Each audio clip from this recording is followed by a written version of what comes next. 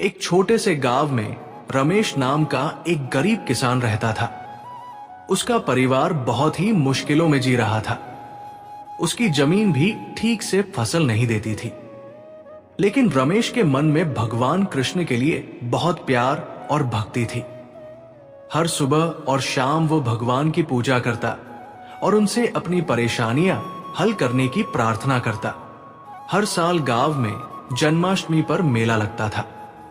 मेले में भगवान कृष्ण की झांकी निकलती थी और लोग बड़े बड़े तोहफे चढ़ाते थे।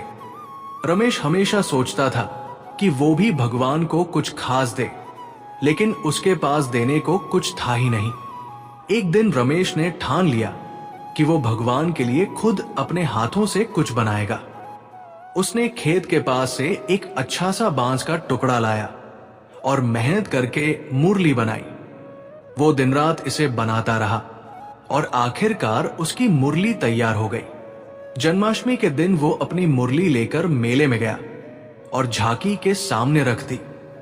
उसने भगवान से कहा, हे कृष्ण, ये मुरली मेरी तरफ से आपकी भेंट है। मैं गरीब हूं, लेकिन ये मैंने दिल से बनाई है। उस रात गांव के मंदिर के पुजारी ने सपना देखा। भगवान कृष्ण ने उनसे कहा, रमेश की भेंट से मैं बहुत खुश हूं। कल मैं उसके घर जाऊंगा। सुबह पुजारी गांव वालों को लेकर रमेश के घर पहुंचे और उससे कहा, भगवान तुम्हारी भक्ति से बहुत खुश है।